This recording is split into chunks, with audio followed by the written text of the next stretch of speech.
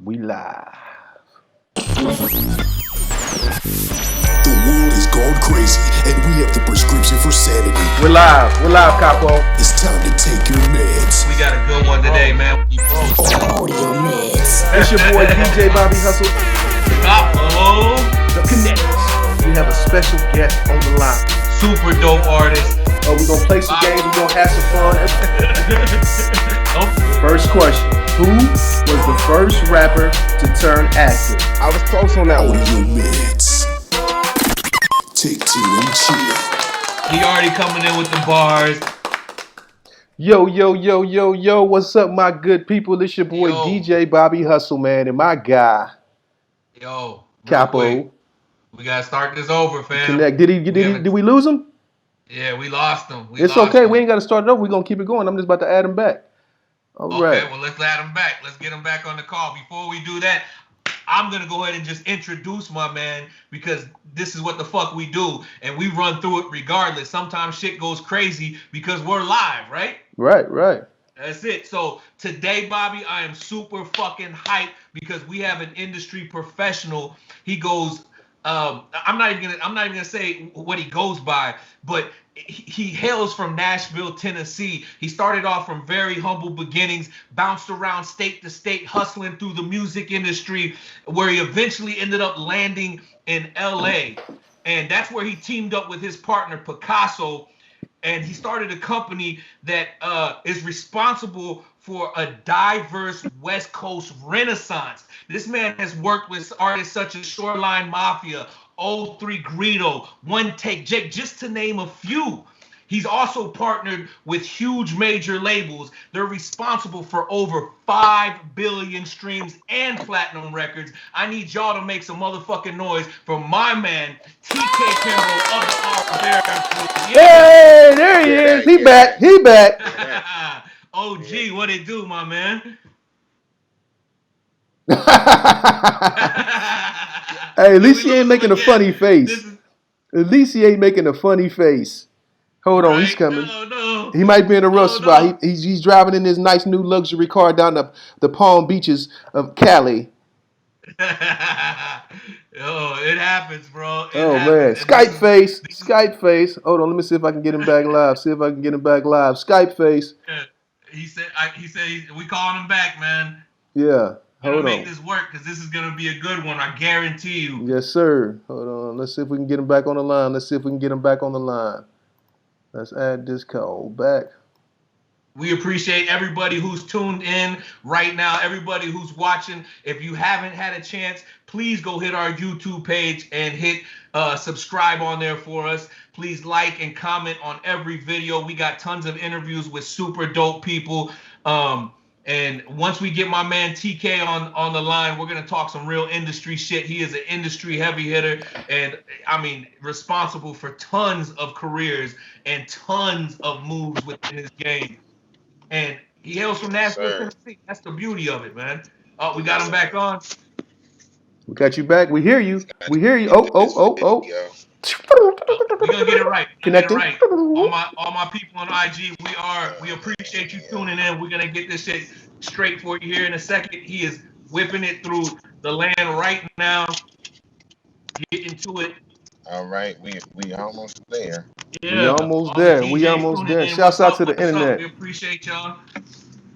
Like I said, if you guys haven't hit the YouTube page, please go to YouTube, hit subscribe, like and comment on all the videos. Hear me? Yep, we can hear you. We just can't see you right now. You can hear me? Yep. Yeah. We got halfway there. Yeah. Hold on, let me see if I can. Here we go. Uh-oh. Damn, it's not. Here it is. For some reason. There you are. There he is. is. You hear me? Yeah. We got you. All right. You can hear me? Yep. Yeah. Can you hear us?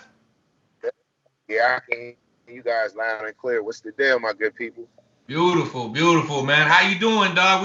First, let me say we appreciate you. I see you're busy running around getting to it. We appreciate you taking the time to even jump on this podcast with us, man. Man, you got to do it, man. Shout out to Capo.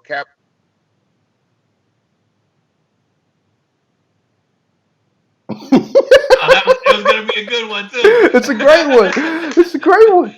It's the internet, baby. Damn. This face ain't that bad. He didn't get stuck on an ugly face, so that's good.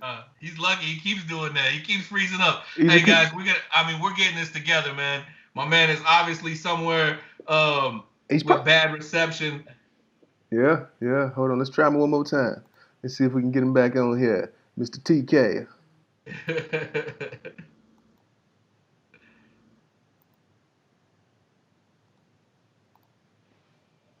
All right, so we connecting back. He might need to just move up like 4 inches from where he's parked. Okay. Get the bars up just a little bit. Just a little bit. Oh, he joined. Yo. There he is. Welcome back. Hold on 1 second. No, take your time, brother. Welcome back to the Matrix, man. We are here waiting. Man. All right, can y'all hear me? Yeah, we can hear you and see you. All right, there it is. I don't know what. I was plugging my shit in, and then it just, I don't know, man. This fucking Bluetooth, man, got a mind of his own. Yeah, man. Yeah. Well, hey, it happens, man. But like I said, we appreciate you doing this with us. It's all love. I want to jump kind of into it, man, because I know you've been ripping and running, and we've lost you a couple times. So, time is of an essence. But I just want to ask you, man. I see you out there moving around, getting to it. Has this pandemic that's going on right now, has it stalled you at all? I mean, how are you moving differently right now? Man, it's killed it's killed a lot of things in regards to the way that we do business. The live version, when you live in New York and LA, everybody want to link up, as they say. You got to link up, right? So, and I done lived so many different places, so I got good people all over. So yeah, it definitely is slowed it. Ain't no road running unless you get money in the streets. It's not like what you gonna do up in Oakland? What you gonna do in San Francisco? What you gonna do in Oklahoma City? Or I'm gonna fly to Columbus. I'm not personally going, but my artists, because I have artists all over the country. So they are, they everywhere. But I lied, we lost millions of dollars. I'm gonna keep it real. We lost millions of dollars. Shoreline is the biggest group we have, and they everywhere. You feel me? So to not have them travel the world and do the things that we've been doing, that's a major blow. And then not to be able to, on Friday on the East Coast and Thursday night on the West Coast, and we can't really get the live interaction that we want with the fans. That's been the main thing. We sold out the Shrine where they used to have Academy Awards. We sold it out for 2 nights in a row last spring. We was looking towards the Staples Center or doing 2 nights at the Forum. Some real jumbo for the land. And unfortunately, we not able to do that right now. So that's a cold bar. So yeah, everything is affected. You can't have personal meetings. I just got an artist signed with my people in Detroit, the Family Circle, and my good partners out of West Side Compton, Wiley. So we did everything was done on Zoom. Wow. With Jeff Vine, shout out Jeff Vine and the whole Capitol, from the initial meetings to A&R meetings to now. We shoot a video this Thursday for him out in Compton. Everything is done with Zoom to get everything done. So that's a major thing. Part of the music business is being able to go up to the label, or, we're going to sit down and have this dinner and break bread. Like, all that is a thing of the past as of right now. Real shit. Yeah. Speaking of that, and speaking of the COVID and the pandemic and everything that we're going through, right now, if you ever seen the show, TK, we have a segment that we're going to dive into real quick called The Rabbit Hole. And we're going to teach you some stuff that you didn't even know. But just from our pre-conversation, you seem pretty hip, so you may already be up. But for those people who don't know, we're about to take a real trip real quick. We're about to take a quick trip down the rabbit hole. It's time to take a trip head first down the rabbit hole, where you learn some shit you didn't even know.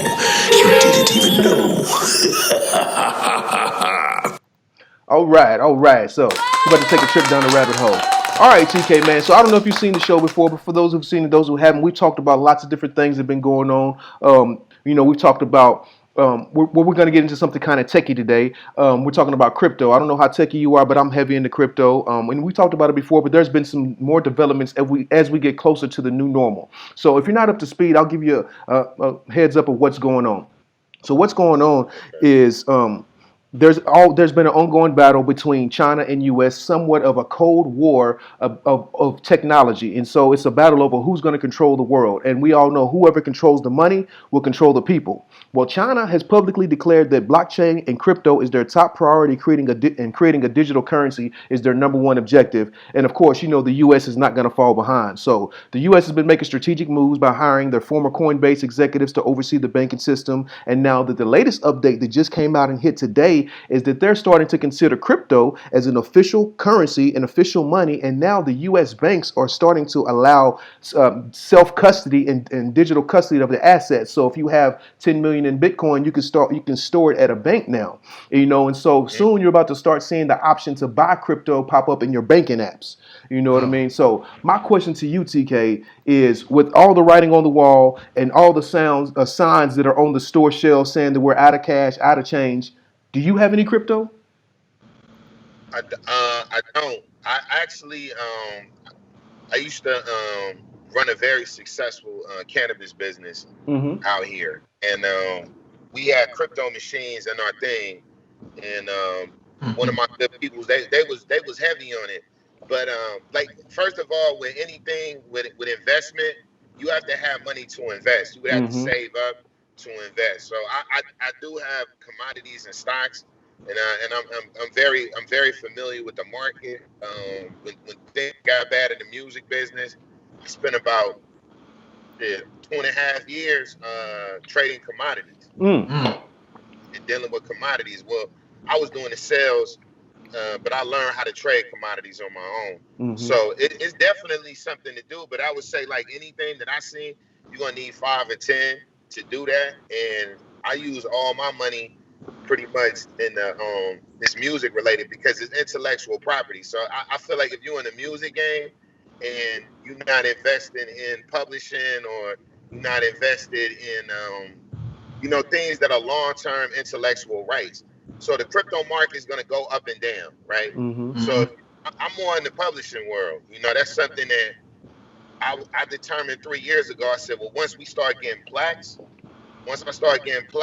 then I can go to all these publishing companies and make a demand. So I just signed, I think we had 3 artists signed that we get, we help them. And then I have my own production crew coming out. They call it Government. And shout out to Puffy. That's like my hitman. These are just guys. They got their own thing. They actually from all over the world. I got 3 dudes from Europe, a couple of guys from Toronto that worked on Johnny P now. That worked on the P album in Nashville. And I got cats, just from Detroit, different places. So we all coming together. And I don't really want to get that too much on the interview. I will come back once I launch it. But it's the same way that we have cryptocurrency and things like that. I think I've come up with a very innovative way to look at publishing. If you're a producer that works, like if you look at an album now, it's multiple people that are on it's not one producer. It's like blah, blah, blah, co-produced or multi-produced. So I'm one of the publishing situations for that, whether you're entering producer or not. So to answer your question, no, I don't personally have cryptocurrency. It doesn't mean I'm not. If you got cash, then you'll be able to convert it into crypto anyway. You feel me? So whatever, I got cash put up. So I'm really doing that when it's time for it. But right now, I don't. I invest in the intellectual properties of music. That's all I'm personally investing in, my money. Man, that's awesome. That's awesome. Shout. That's some investment advice right there for you. Intellectual property will last forever if it's a good song. Right? If it's a good song. It could be trash, but it's a catalog piece. Yeah. See, that's another thing too. People don't know. So when you look at Atlantic, when you look at Warner Brothers, when you look at Sony, any other big labels, they got a lot of trash albums, but it's a catalog piece. And what if that trash album becomes like a cult classic? Or what if somebody that was in that group becomes an exec? Wouldn't you like to have a record that Jimmy Iovine did when he was 16? Right. When you just had it for a novelty, when you like to have, a lot of people don't know this. What's my man? Kevin Lyles. Shout out to Kevin Lyles. Kevin Lyles, he wrote Girl You Know It's True by Milli Vanilli. Right. Back in the day. So a lot of people don't know that. Imagine having that record, that catalog piece. That's a big Babyface and L.A. Reid, they was in a group called The Deal. So imagine having signed to Dick Griffey from Nashville. Capo, you know about Dick Griffey? A little bit, yeah. Yeah, man, we're gonna have to get into that. That was TK before TK. That was Buck before Buck. That was everybody. If you from Nashville and you in the music business, you owe a debt of gratitude to Dick Griffey, straight from out south. You know? Yeah. You see. Yeah, I mean, shit. I'm always trying to learn more, man. Right. Yeah, he went to Cameron, but the same thing, like, just to put it in a shell, you invest in these new ways of the it's always a lap time in the music business, you know. So I give you an example. You might be an independent artist signed to a label. You might be making money. I can't give you too much game, but you might be making money, right? And independent artists know exactly what I'm talking about. In that transition period, you're gonna be able to make a lot of money because it's a big system, and that allows you to do it. So anybody if you get anybody is really making a lot of money independently, one of the first things that they always are mad about is, damn, I don't get my monthly money anymore. Damn, how I'm gonna do this? Like, imagine you just shout out to Starlito or somebody like that that's really getting it like that every time they put out a release. Well, he can damn near say, I'm gonna go get a new house, or I'm gonna go finance a new fried chicken business. Nashville fried chicken business, or whatever it is that he's into as an entrepreneur.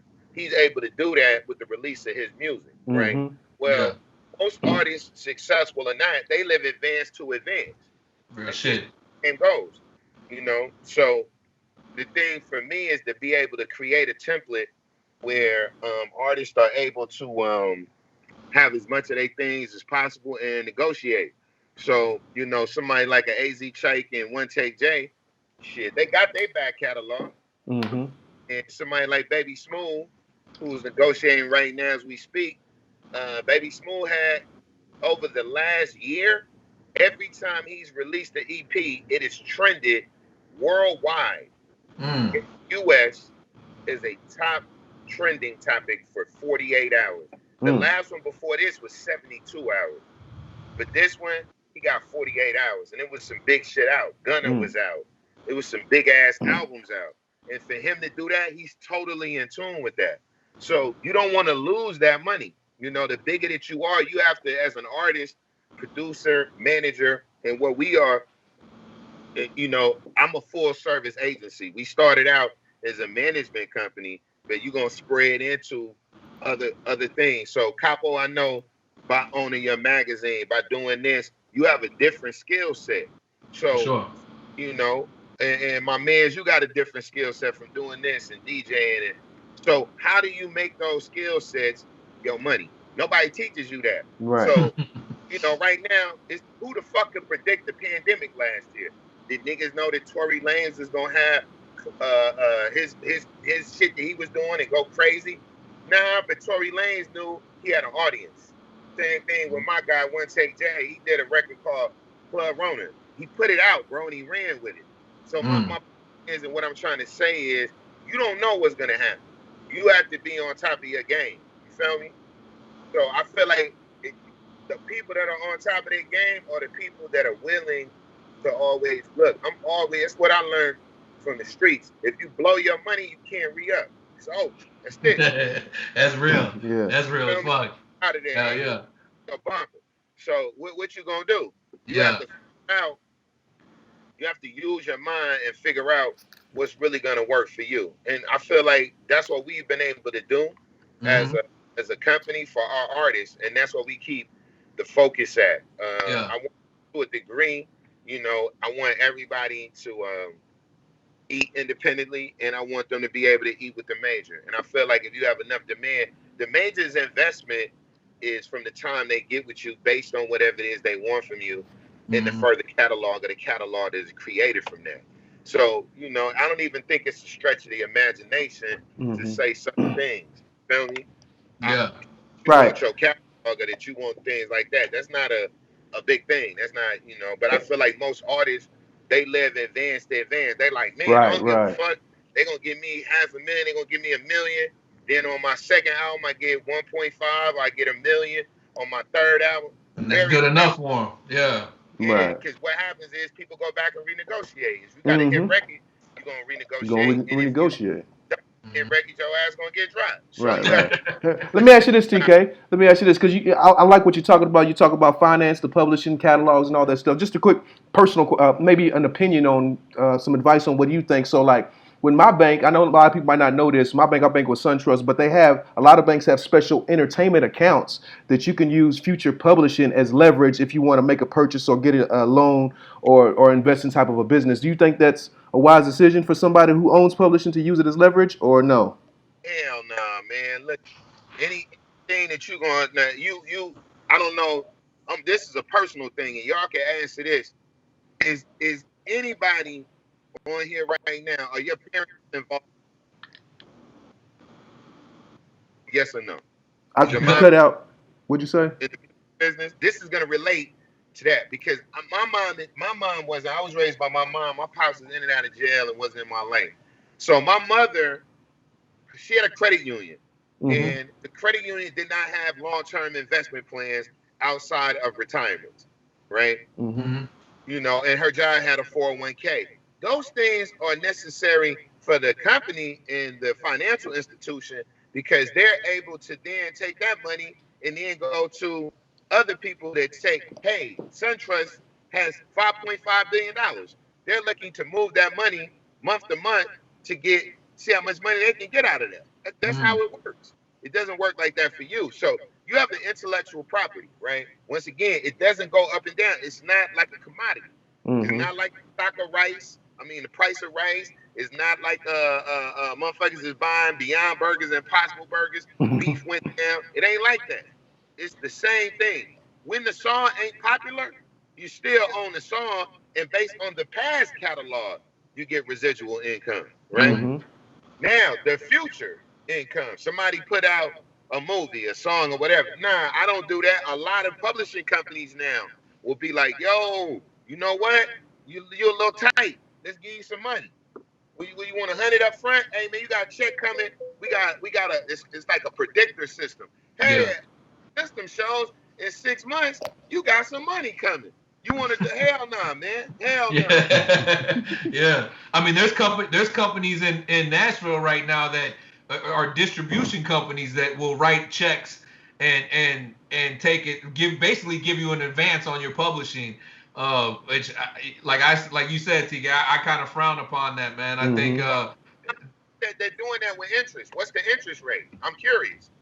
Yeah, me too. Right. Yeah, they change.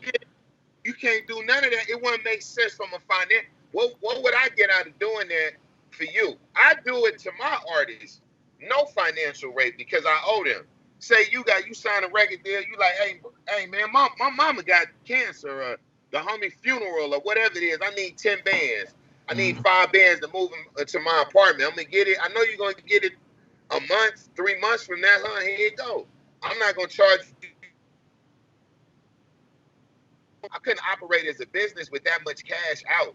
Like if I did that for 16 people and had $160,000 out, that really wouldn't be a good financial. It don't matter if you got the money or not. That's still not a good financial move.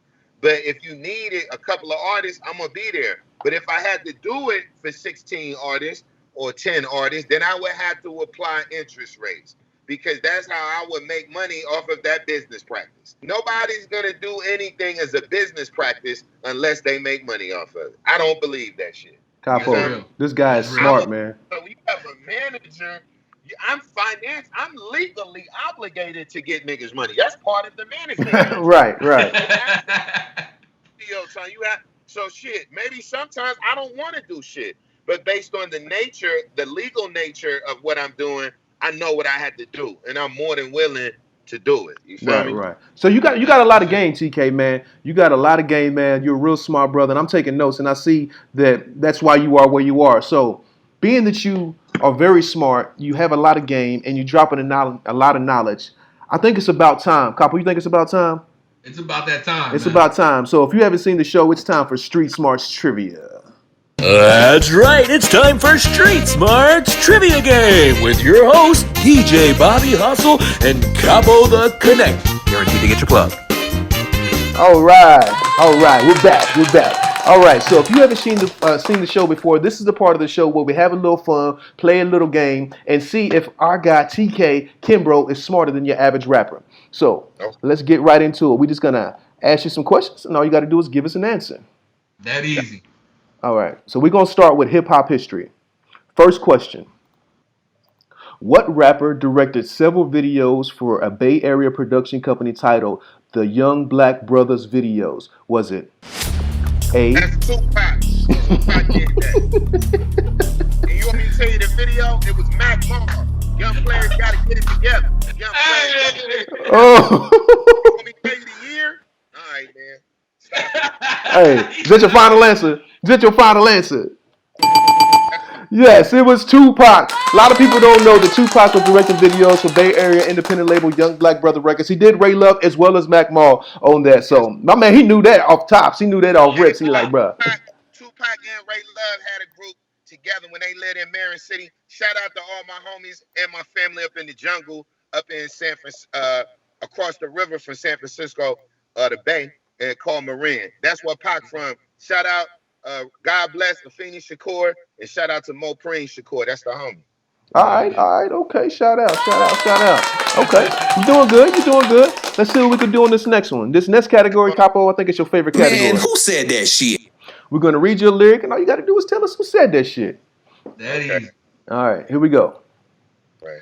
Tell me why you act so scary, giving your set a bad name with your misspelled name, EIHT. Oh, yeah, man. DJ Quick. If it don't make dollars, it don't make sense. Are you sure? Is that your final answer? Is it? That's too easy. Yeah, DJ motherfucking Quick. Hey, tonight's the night. Okay. All right, he coming out swinging. West Coast knowledge. Hey, TK. Yeah. Okay. Let us read the question, man. You know that. You gotta go with it, man. I'm just showing you how sharp I am. You want to see how sharp I have to show you. I see you. Switchblade McGraw. I got you. Okay. Maybe we can stump you with this one. So this category is called Hood Classic.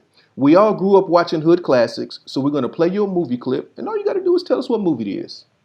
All right. Here we go. Now this is what you call a hood classic. Maybe some misfucking understanding here. I don't know, man. Maybe you don't remember me. My name is Maybe Benny. I don't give a shit. Maybe I don't remember the last time I blew my nose either. Who the fuck are you? I should remember you. What, you think you like me? All right. You ain't like me, motherfucker. You a punk. You a car thief. What movie is that? Carlito's Way, man. Shout out to Al Pacino, man. Are you sure? I'm sure, man. I'm sure. Carlito's Way. It is 1993. My God. That was what's his name? Billy Blanco from the Bronx. Benny Blanco, yeah. Yes, sir. Benny Blanco from the Bronx. Yeah. Okay. You know your shit. Okay. All right. Last category for this round. So this category is Excuse me, I'm gonna need to see some identification. This is called ID check. We're gonna read you a government name. You just tell us who it is. All right. All right. Here we go. My government name is LaShane Parrish Crooks. Am I A. Tupac? Oh, that's Tupac. That's Tupac's real government name. Are you sure? I'm positive. Hey, this guy is killing it. Hey, he's on fire. Ooh, okay. You should see me in the boardroom. Hey, Man is full of knowledge. Yes, he is. Okay. You undefeated for that round. All right, that's pretty dope, man. So TK, before we, hey Bobby, I know. Yeah, go ahead. But I just want to real quick, man. How how long have you been in LA? Because I know you're originally from Nashville, but how long have you been in LA working? 25 years. So half my life I've been out here. I'm almost 50 years old. So I've been out here since I was 22. Mm. Yeah. Okay. How has it changed out there? How has the scene changed from when you were out there? Because I know it was crazy 20 years ago. Man, when I first got here, you know, it was gang banging. You know, the truce was just, it was, when I got here, the Watts had a truce. The east side of South Central somewhat had a truce. And the west side was just on his own. I lived in a neighborhood called East Coast. I lived in the Six Pack on 67th and Broadway. And they was at war with Florencia. So they was, before they got into a very intense war, they was already going at each other. So I lived in the middle of that. And then I moved to West LA. Me and my cousin from Antioch, we moved to West LA with these girls that was Bloods and Marvin Gangster Crip neighborhood. So we stayed over there. That's why I really felt like I learned LA from over there, from my G homies over there, because we would get in the car and ride. And my homie Rascal, who was down in Nashville, I brought him to Nashville with I don't know if you guys are familiar. Is a comedian capo down there named Sibo. You heard of him? Hell yeah. Yeah, shout out Sibo. That's my homie. We grew up together. Our family, my man Corey C. So our families grew up together, and Sibo and Ras and some more of our good people out here, they had created a kind of a situation in Nashville and some other states. And you know, Ras showed me LA. He showed me LA from a West LA perspective, which is like, I'm gonna give y'all both things. I lived in Atlanta too. I moved from Atlanta to out here. So I was out in Atlanta from like 19 to I just, you know, a little bit over 21. And like if you from just say you from the west side in Atlanta. I feel like the west side people, they got a little, you know, they different. I feel like the west side is still a little ungentrified. They, you know, it's a little wild. Then you might got your east side people. Certain parts of the east side touch up on Midtown and all that. You feel me? So the east side person might be different. Then you got your outer, what you would say your outer layers, like Gwinnett and Mariette, and you know all that type of shit. Then you got your south side people, and you know they're a little different too. So in in Nashville, you got an area called Antioch. So when I was coming up, Antioch was real suburban, and it went from suburban to like working class hood, and it's got a little bit of everything. And now I'm from the inner city of South Nashville, which we call Out South. I'm from both sides, so I grew up close to JC and UC, and that's where my family roots is, and the projects over there. And then I grew up off 12th Avenue, right, which is now 12 South, which is the most hipster. I grew up on Halcyon in 12th, which is a hipster thing. So in them parts, you got certain areas of people that move from out of town. Antioch, Nolensville Road, Murfreesboro Road, out of town people there. When I lived in Atlanta, I lived in Stone Mountain. I lived in Clarkston, really. But a lot of out of town people would move to Stone Mountain, right? You know, and this is the early 90s. So when I moved to LA, a lot of out of town people, they moved to Hollywood. That's their thing. We never really was like Hollywood niggas. We lived in the hood. We lived in Mid City, which is West LA. I lived in Inglewood. You know, I lived in fucking Koreatown. I've always lived around. I lived in Leimert for a very long time. I've actually been associated with Leimert before I even got to LA, just because of just, you know, my culture and my background. So, you know, everything changed, man. When I came out here, wasn't no downtown. Downtown wasn't popping. Everybody would go to Hollywood. We didn't really have no downtown like that. Downtown was shut out at 5 o'clock Monday through Friday. Nothing was popping on Saturday. That shit was crazy. Everything was in Hollywood. So that gangster rap was the #1 form of rap. You know, back in the days when I got out here, there was no narrative outside of G shit. Meaning that if you was a nigga from Nebraska and you could rap and you moved to LA, at some point you was probably gonna try to make some fake gangster rap. And then we also had the greatest, like, non-rap communities. You had Project Blow. You had groups like the Freestyle Fellowship, which influenced people like Bone Thugs and Harmony. You had people like Corrupt, which was a fusion. Corrupt is like me. He moved out here probably 5 years before I did, because we the same age. So I think Corrupt moved out here. He was like 16, 17, something like that. So, you know, it's crazy because I left Nashville when I was a teenager traveling. And it's crazy, you know, and I will always come back. I ain't had no bread, you know. I didn't have any marketable job skills until I would say well into my 30s, meaning that I looked at them as marketable job skills. I just looked at surviving and hustling. So when you come from an area, are you born and raised in Atlanta, man? Or you just moved down there? No, I moved down. I grew up in Clarksville, and I went to college with Capo with an SAE in Nashville. Yeah. Oh man, stop it, man. I used to run through. Oh, oh yeah. Shout out to Austin P. Oh yeah, shout out to Austin P. Yeah. But I've been down here since 07, so you know. Man, in the 70s, man. Shout it out, man. Okay, okay. Oh yeah, that's a different era. I don't know nothing about that, but I'm trying to learn. I read the books. I didn't really start hitting that till like maybe the 80s. You know, that was one of the areas that's crazy. Nashville, we don't like Memphis is established for what they did. You can't deny it. You know, one of my good homies, shout out my homie DJ Paul. Shout out DJ Paul. Come on, man. He out here right now. I'm right at a restaurant that he took me.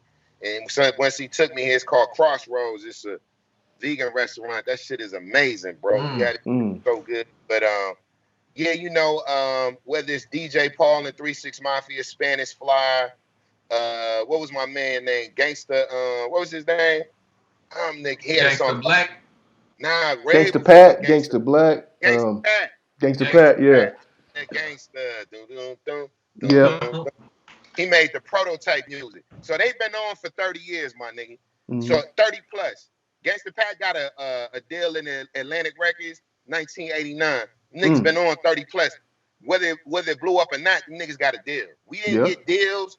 I think we only had 2 real deals, like where rap niggas got deals. Like, oh yeah, he got a deal. Pistol got a deal in like 93 with Ruthless. With Ruthless, yep. And then Buck got his deal. I'm talking about successful with labels that's popping and the nigga that run the label, fuck with you and all that. Yeah, so, you know, LA was a very different zone. You know, I had family from a major, you know, neighborhood out here that came to Nashville and, you know, spread the ism out there. So, and I came up with one of my best friends, Capo, who you know as just, a lot of people don't know he born and raised in LA and then came to Nashville when he was 13. But shout out to Shannon Sanders. Oh yeah, shout out to Shannon, man. Fucking amazing producer as well. Yeah, man. And the highest rising Grammy board member, you know. LA, not LA, Babyface, not Baby, fuck it. Jimmy Jam and Terry Lewis. They put Shannon in a great position. And Mouth is looking out, and now he got is it 101? Is that what's his station down there? No, I think it's oh man, I don't want to butcher it. I think it's 102 something, 102.5 or 107 point something like that. Yeah, the Bill. Shout him out. Yeah. He been playing a record that we got out by Johnny P. So shout out Shannon Sanders and shout out Johnny P.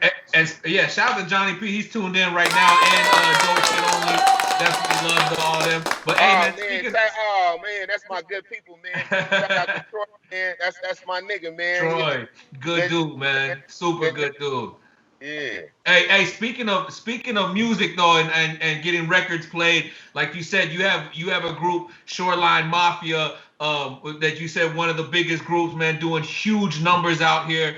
Bobby, I think that's a perfect segue to go into this video. Man, let's get straight into it, man. I watched the video. It looked like you spent $5 million on the video. But let's get the video. Then we gonna pick your brain and learn some game real quick. New music. Oh yeah.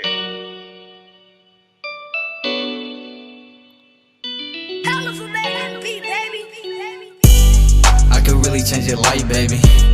Hella rich and I'm hella wavy. Hella thick, yeah, she hella cakey. I'ma put her in a new Mercedes. I could really change your life, baby. Hella rich and I'm hella wavy. Hella thick, yeah, she hella cakey. I'ma put her in a new Mercedes. I'm at Hibachi, finna paparazzi. We shooting shit just like a paparazzi. This is 30, I don't do the stock. This your bitch, I told her shawty top me. Her nigga mad, he say he finna hop. Yeah, okay, come and try me, see who really poppin'. Bitch, you trippin', I got options, keep that pussy poppin'. I been getting to this money, I ain't have an option. It get tricky when these niggas eatin' out your pockets. It get tricky when these bitches know you really got it. Get up out your feelings, nigga, get up in their pockets. I been ballin' out, baby, like the Houston Rockets. I could really change your life, baby. Hella rich and I'm hella wavy. Hella thick, yeah, she hella cakey. I'ma put her in a new Mercedes. I could really change your life, baby. Hella rich and I'm hella wavy. Hella thick, yeah, she hella cakey. I'ma put her in a new Mercedes. Perry Young, got your bitch, I'ma take it out of thumb. I could change it like this more than a song. Drug dealer, nigga, money on my phone. I got plugs, bitch, I got connections. Mac 10s, AK, Smith & Wessons. Say she done fucking lanes, learned her lesson. Now she fucking track, nigga, she progressing. Good dick game, got a bitch stressing. If the bitch selling pussy, I'm collecting. It get real in the field, they get hectic. But baby girl, let me tell you I'm a blessing.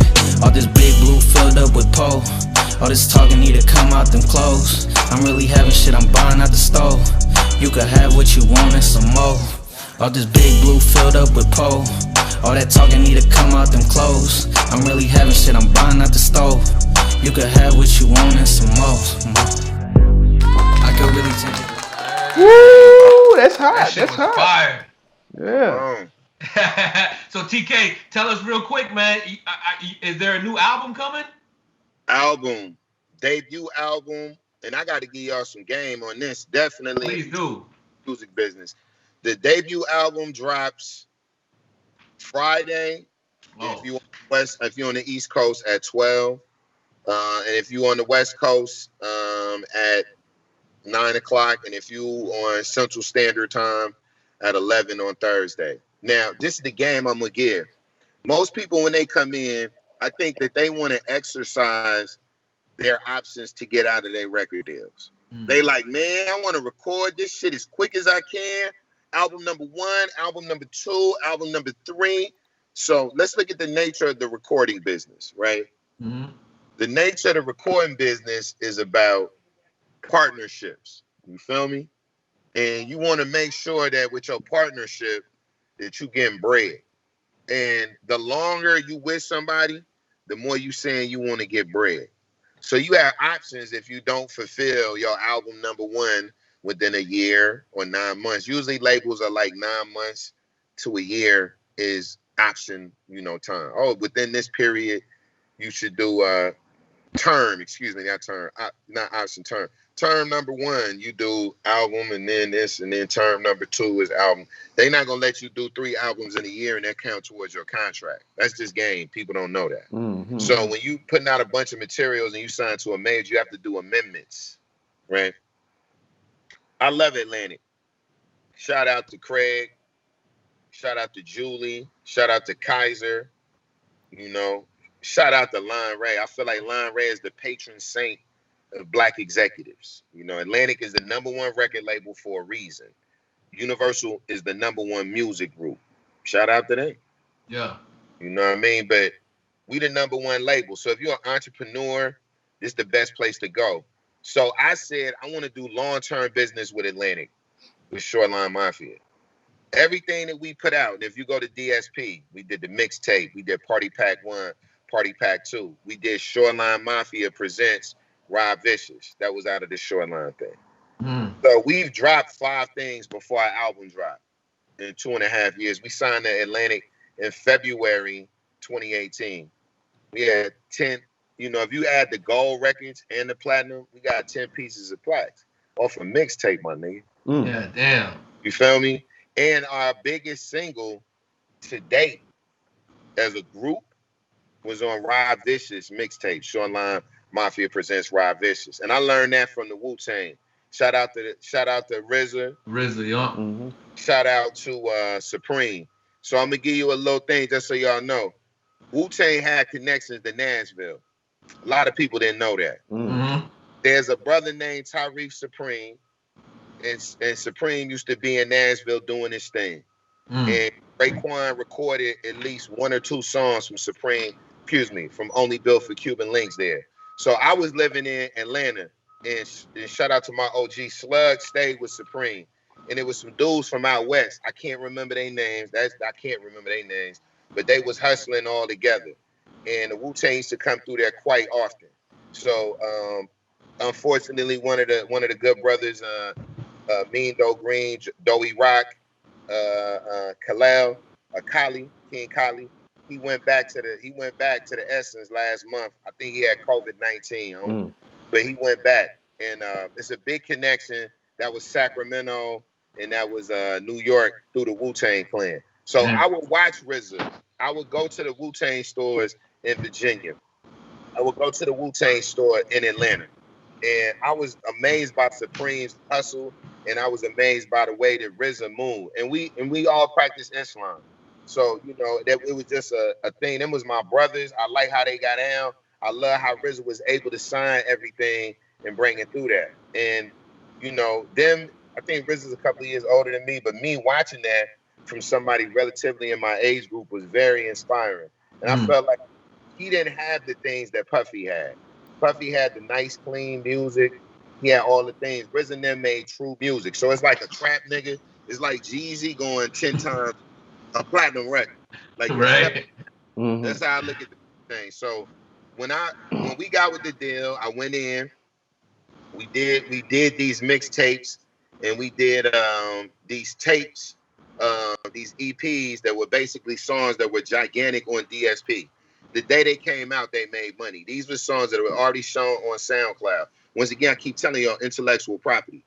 A nigga try to tell you this SoundCloud don't do nothing. Well, if you got 1 million motherfuckers or 2 million motherfuckers or 3 million people tuned in to SoundCloud, you can convert that to another platform. Yeah. Who gives a fuck, bro? You own the music. And that's what we did. So the Party Pack amongst our fans is a great thing. Party Pack 1, and then we did Party Pack 2. And we did OT Xmas, which was a Christmas theme just for marketing, not Christmas music. We wanted to give our fans something around the holidays. Yeah. These are all things that I thought from a marketing standpoint. I don't have nothing to do with the music. OGZ, Phoenix, 2 geniuses, Rob, Kato, amazing rappers. But they came up with the concepts and art. I just come up with the thing of doing business. They were the fastest rising group touring before COVID hit. We've been to Australia. We've been to Europe 2 times. Sold out shows. Arena. Rolling Loud. Whatever you name, we done did it, bro. We sold it out. You know what I mean? So, and I was because I grew up in Nashville, which is considered a B and C market, which means that Capo, probably when you got there, they was dumb R&B heavy. The radio station. Oh, right? Yeah. The big R&B, that's what it's there for. Like, if you a rap nigga and then you like, damn, I can't get on the radio? Nah. Yep. And it took me years to understand that, because I would go back and visit and be like, man, fuck these niggas. They don't give a fuck about us. But understanding the business. The business, yep. I understand what it is. So now I can work around that. You feel me? And be like, nah, we're going to work around it. You know, so I can play the record. Yeah, I utilized my knowledge when I was broke and fucked up, looking at other people's deals, to say, when I get my deal, when I get my multi-million-dollar deal, which we got, I said, I'm going to make sure that we keep a buzz and we build it up. And that's exactly what we did. So 2.5 years, in a couple of days, our debut album is going to be explosive. If you look right now, both of you guys can go on Apple Music on the top 100, and guess who's in the top 30? On pre-orders. Hell yeah. That's money in the bank. A month. That's so, you know, that's why I can't stress to y'all intellectual property. I can't stress to you enough having the balls to do what you supposed to do. Not what somebody tell you to do, but do what you supposed to do. And y'all both into hip hop because you love it. I never met one nigga that's in hip hop like, oh, I don't give a fuck. I'm in it for the money. No, you. Yeah.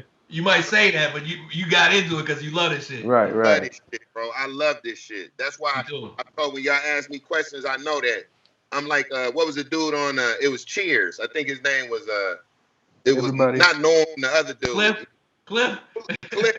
I'm like a black Cliff. Black Cliff. But Hey, you need to know that nobody knew that shit again. that's funny. That's funny. But yo, TK, bro, you dropping a lot of knowledge, man. You got a lot of game, man. So it's only right that we get right into this next round of Street Smarts trivia, man. So let's go ahead and do it right now. That's right, it's time for Street Smarts Trivia Game with your hosts, DJ Bobby Hustle and Capo the Connect. Guaranteed to get your plug. Yeah. All right. So All right, TK, killed the last round, man. Let's see if we can stump him, Bobby. Let's see if we can stump him. All right, so this is round 2, man. All right, so we're going to start out with a little bit of hip-hop history. If you haven't seen the show before, this is the part where we play a little Street Smarts trivia, and all we're going to do is ask you a question. Just give us an answer. Nice. All right, hip-hop history. First one. Who was the only rapper to appear on both a Biggie and a Tupac album while they were both still alive? Was it A, Method Man, B, Bone Thugs, Oh no, or rapper. C, Single rapper. Uncle That would be Luke? Method Man. Method Man. You said Tupac and Biggie. Yeah, one rapper would be Method Man. As a group, it would be Bone Thugs. Is that your final answer? Yeah. So Method Man is the rapper who did that. Bone Thugs would be the group who did that. So the rapper, you It's said... Method Man. To Good man, it was Method Man. Oh, snap. Method Man recorded guest verses on both Biggie's Ready to Die and Tupac's All Eyes on Me while both rappers were still beefing and live and well. Okay, But see, okay. the trick question in that was who was rapper, but it was also who was featured on a Tupac and Biggie album. Bone wasn't on a Pac album. Pac was on their album. Oh, okay, that's what it was. You said rapper, I knew what it was. Exactly. Got my mind made up. Y'all should go listen to it. They just released it. So Machiavelli's, this is some real LA shit. In the late 90s, mid 90s, when Pac died, all the swap meets would have somebody from Death Row would leak all this shit. And they would have Machiavelli 1, 2, 3, 4. I used to sell these. I got them all. You see, you know what I'm talking about. On one of the Machiavellis, they had the Inspector Deck version. Yeah, it's crazy. That's crazy. Man, it just came out on the internet. That's all right. Well, hit another one, man. Let's go. All right, next category. Your favorite category, Capo. Man, who said that shit? All right, so we're going to read you a lyric. You're just going to tell us who said that shit. Here we go. Player, give me some brew and I might just chill, but I'm the type to light another joint like Cypress Hill. I still do be spit loogies when I puff on it. I got some bucks on it, but it ain't enough on it.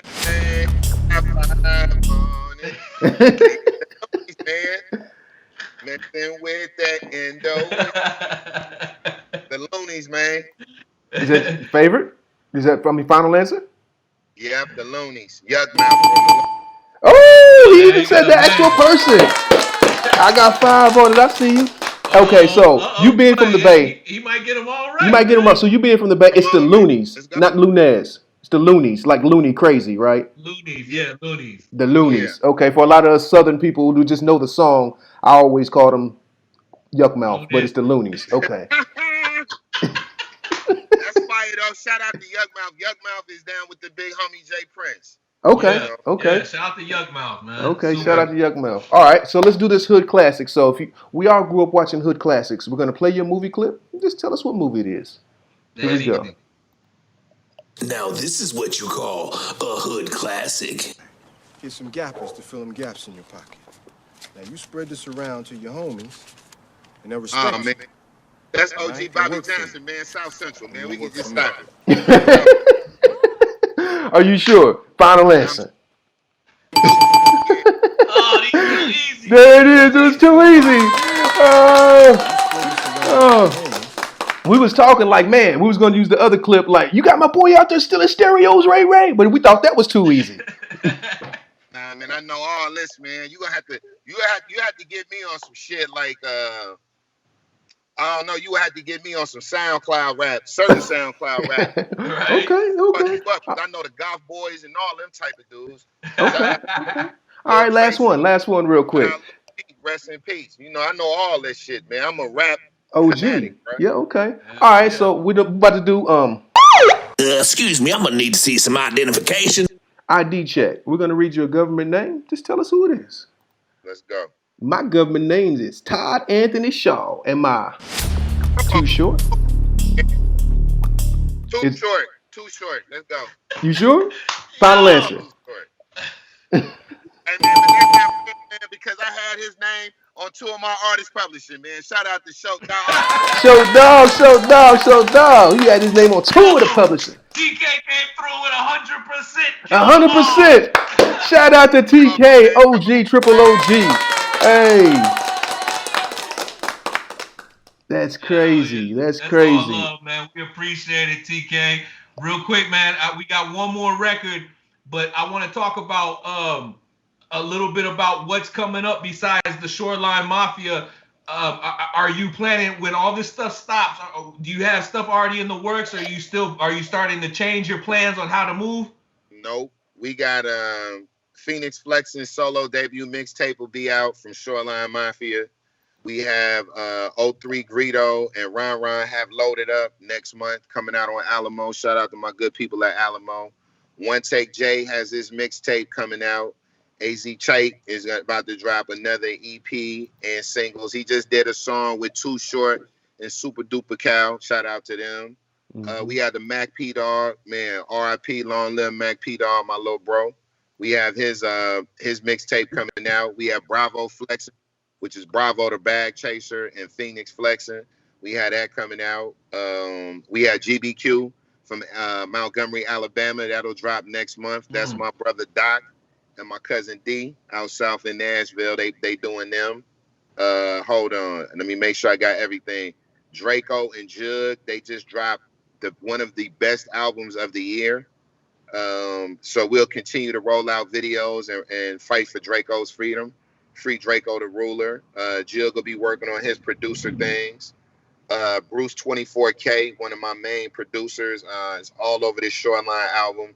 He has an album coming out. He has his own label that we helping him with. And he has an album coming out with Compton TG. Ace to Face has something with AFN Peso, who's about to be on Shoreline's album. Infant, who's on Shoreline's album. I have 2 projects coming out with him. I'm trying to see who else. Chosen Few. So just so y'all don't know, I'm like an honorary Black Latino. You know what I mean? Facts. I'm very proud to say that I'm the only black dude that put on a Mexican rapper. You know That's what I mean? real shit. Hey, we applaud you for that, bro. You fuck with the Latino stuff, man. Yeah, man. Real quick. My brown people, man. Shout out Southwest Moreno. Shout out Bravo the Bag Chaser. Shout out to homeboy Sway. Shout out to anybody, man, that really helped me, because that's who helped me get money. Shout out to homeboy D-So. These is my people that helped me get on my feet, or in the rap game I saw something in. So I just want to make sure that I get everything else. DZ, that's Doc coming out. D Goods, of course, we got D Goods coming out. Him and Doug got a project from Antioch out south. We got Johnny P. Johnny P is coming out with an EP.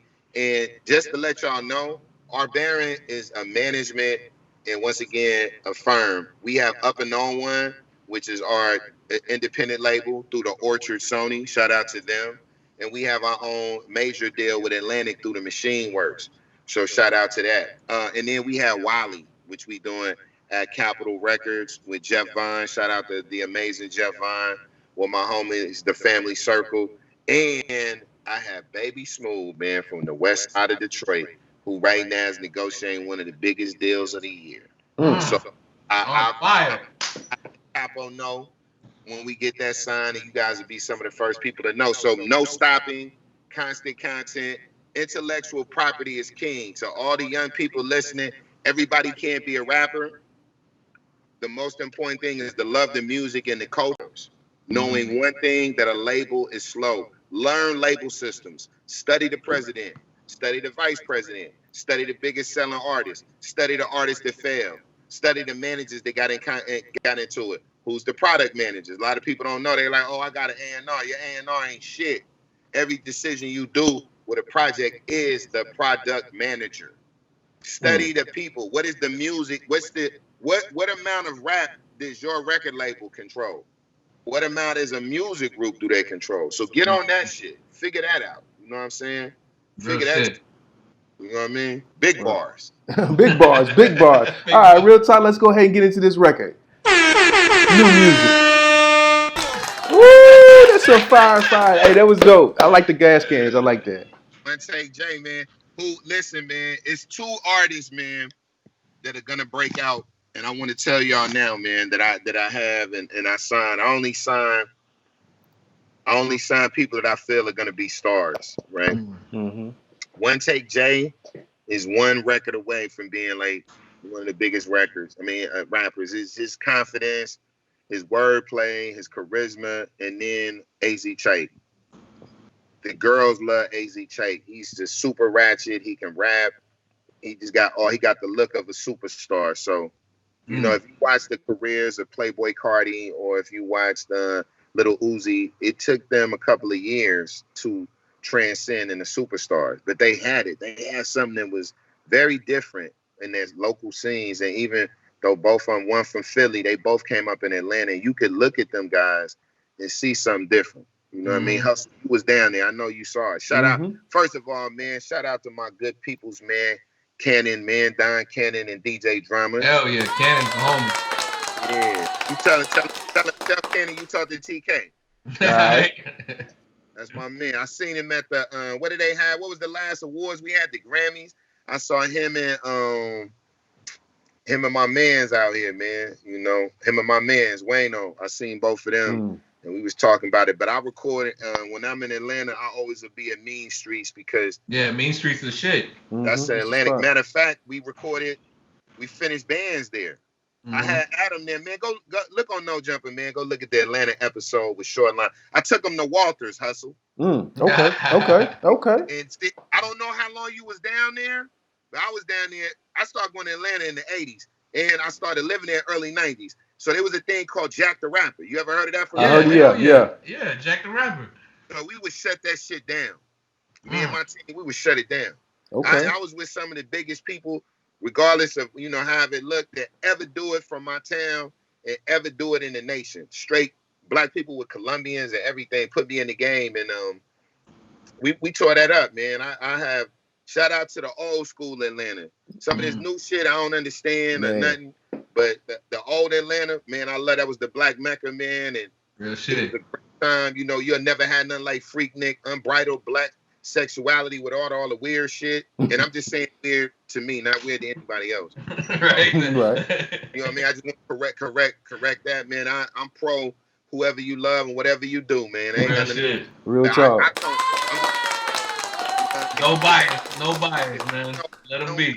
Man, don't come after me with no bullshit. I got we don't need that shit. Man, I got people that love me, man, and I love them, man. I ain't got nothing against nobody. But when I was in Atlanta, it was the greatest thing ever, man. Just the unbridled thing. And you know what's funny? At that time,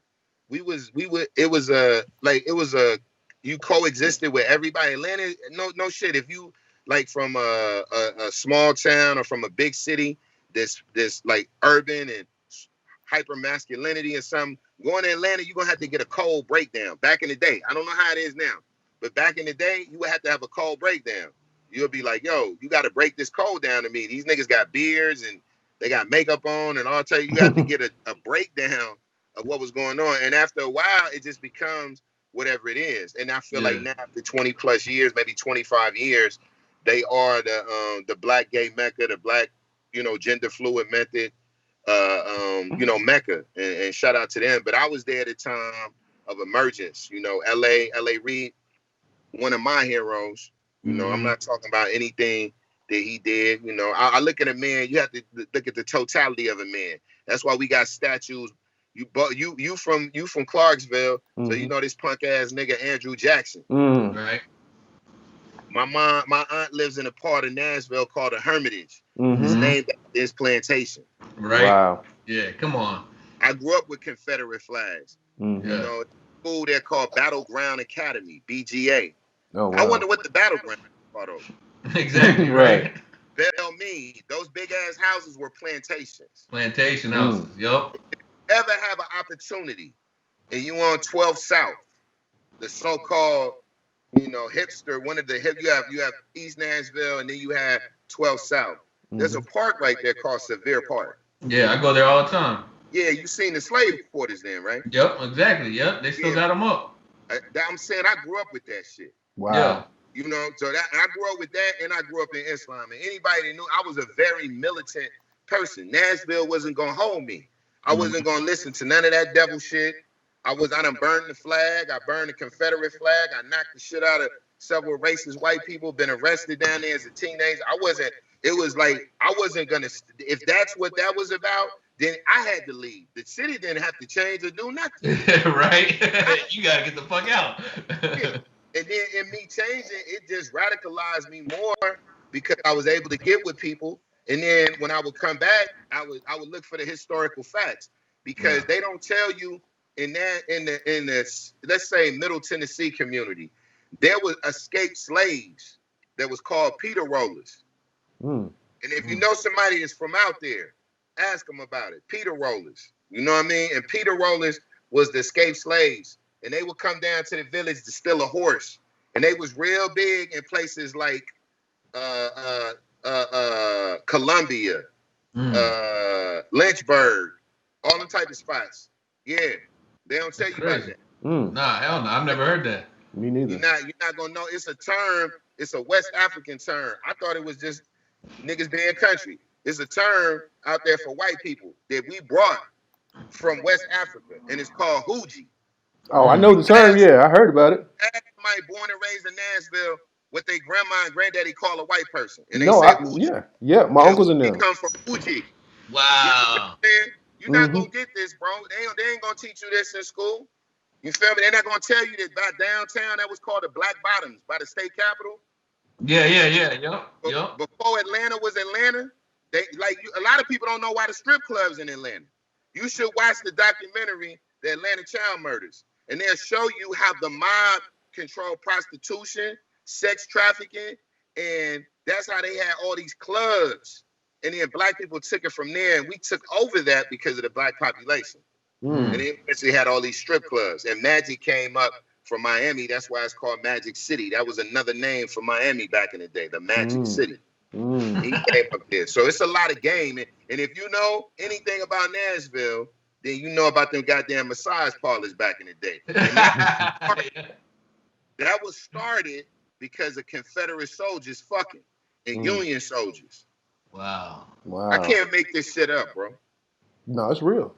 Yeah, so I just want to, when I don't want to talk about who Crip, who Blood. I don't want to talk about the bitch on Instagram shaking her ass on her OnlyFans account. You going to go get that on your own time. I'm going to give you some shit, like they say, the hidden truth that's right in your face. And the reason why I am like that, because I grew up on 425 Houston Street over by Fort Negley, by Sound Stadium. That's where I spent most of my days at, and I grew up in utter poverty in an old ass house that was over 100 years old. And hip hop saved me, bro. It gave me a sense of direction. My mama put me on the hip hop in 1979. I was a baby. She put me on the hip hop. Yeah. Little kid. And she put me on to that, bro, and that changed my life. And it's Nashville. It took years for Nashville to identify with hip hop. Real shit. Not still rap. taking time. Yeah, hip hop.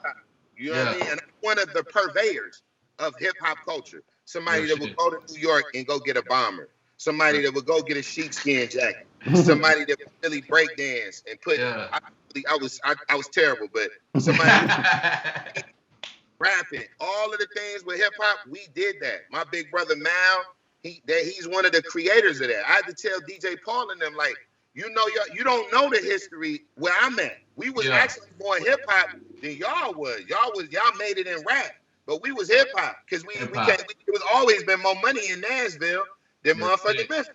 Real shit. So I'm glad that Capo is able to give me the thing and hustle. You from Tennessee, so you get to know what it is. These are gems that now we got to see, because I ain't the average person that came from Nashville. Like I'm giving you the reasons why I had to leave. And it was time that I went to places I didn't know if I was going to live. I done slept in crack houses. I done had to shoot at motherfuckers. Motherfuckers done shot at me. You know, I done had to live with different gang scenarios and all type of things. That's living in the Bronx. I done had to spit anything you could name of in America, Chicago, Detroit, Ohio, all in the Midwest. I done put my head down, you know, trying to get a dollar and make something happen. And nothing in my life but this culture. I'm not a commercialist. I'm a capitalist. I'm not a commercialist, meaning that if I put out a rapper and he do a real jingly song, I bet that nigga can rap his ass off. Right. It don't matter all that to me. Because if you treat the culture right, the culture going Too Short and E40. E40 my favorite rapper. Shout out to E40. He hits me on when every time he you know, like when is Too Short had a top 10 song of E40? They in their 50s, bro, and they living off the culture. They still millionaires. Real shit. Starlito living off the culture. I was talking to somebody at record label, like, yo, I can't get off of this Starlito. I said, what? Starlito? For real? You fuck with him? You like, yeah. I'm like, nigga, that nigga from my town, from out there. Because I done lived places and had to adapt. I don't have that. But it's in me. Never get it fucked up. It's in me and on me. But, you know, I done had to adapt to things. So that's why I want to see the capos and the people that's in Nashville right now, the Troys, the Johnny P's, the Starlitos, anybody I can help, man. TK R.Baron at Instagram. Yeah, DM me. Ask me for shit. The game is free, man. I'm going to give you that. And that's real shit. I've witnessed firsthand, bro. You've always showed love, done nothing but show love, and always extended a hand, man. So we appreciate that for sure, Doug. And but you know, real quick, because we got one more thing we want to do before we get out of here. And another thing, you said you were down by the Sounds. Wasn't that called? It used to be called Sulphur Dell. Is that the area? Well, look. I think that's a long time ago. So yeah, that was way back. That was when I was there, it was like a no man's land in the 70s and 80s. It was like a no man's land, and my mom moved like 90. I think she moved 90 or 91. But the first years of I'm trying to think. It was we had a Bottoms out south, and then of course they had Bottoms out east. I want to say it was the Bottoms. The Bottoms, South Bottoms. The out south Bottoms started like that's where my man Ghetto Dad from. But I think my uncle and them claimed that too when they was in high school. I want to say the Bottoms. I think that come from the Black Bottoms. The whole thing of black people trying to hold on to that. But Sophie, I think that's the historic, you know, thing that black people said at the beginning.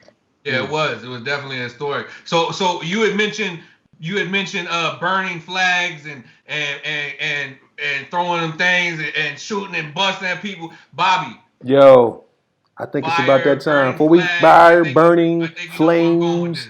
So like you killed the game with the trivia, you know what I'm saying? You 100%. I get it, but you OG. We should have expected that. So, you know, that's easy. That's easy. You know all that stuff. So before we get out of here, we're going to do one more thing. We're going to put you in the hot seat. You ready? Here we go.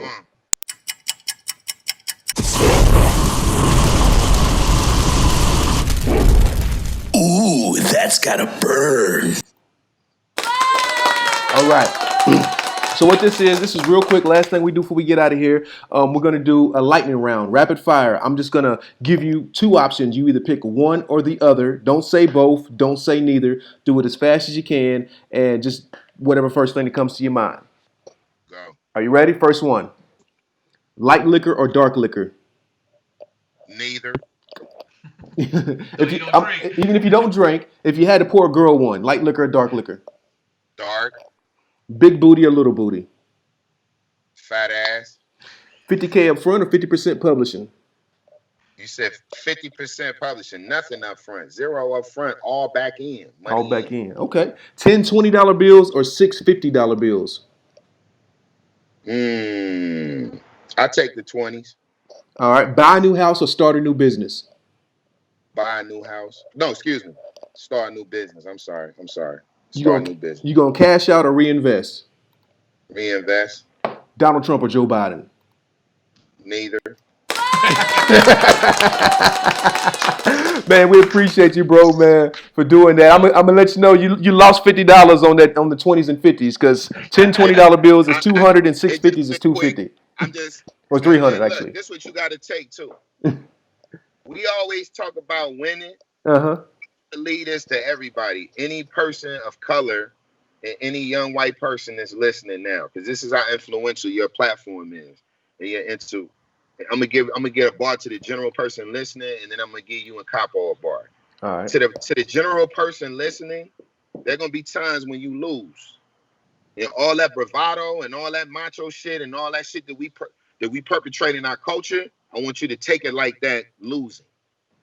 Right? Because if you can figure out in loss how to be that nigga, how to be that person losing, right? You've already understood the cycle of energy. That's the cycle of life. Ups and downs, peaks and valleys. If you can take a failure and re-illustrate it for a further success, you've already done it. Now, to you guys, what I like to emphasize is intellectual property, once again, and ownership. Right now, somebody might look at your platform and be like, you only have this many people. We don't want to invest in you. You might be working a job and like, yo, my wife, my kids, the homies, I got to come up with something. Let me sell it. Let me go look for a partner. Stay on your dean, as we say. Yeah. And if this is what you believe, you're going to will it into existence. It's manifest destiny. Yes. That's it. The most that you keep is the most that you're going to get. Negotiations are based on not how good you are, not how much of a good person you are. It's based on supply and demand. And if you have what people demand, then you control that supply and demand. And with intellectual property, keep this in mind. A lot of billionaire companies, a lot of billion companies, right? Companies that are Fortune 100, not Fortune 500. They don't have what you call net gross. Net gross is not. They spend all that money, and if there's money left over, they give it to their CEO or their board of directors. I know because I'm paying 6-figure taxes now, right? I didn't know that. I didn't know penalties. I had to learn all that, right? And intellectual property will save you. So you can't win them all. Just the majority of them. You feel me? And you lose for a period of time, understand, take that time. I feel like I lost for a decade, right? I never stopped, no matter what happened.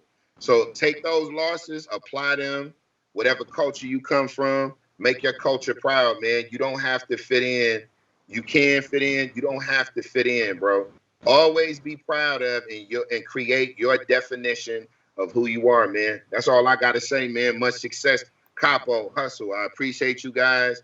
Thank you. If this comes out this week, if it's right now, I think it's Instagram Live. Everybody Thursday on the West Coast and down South.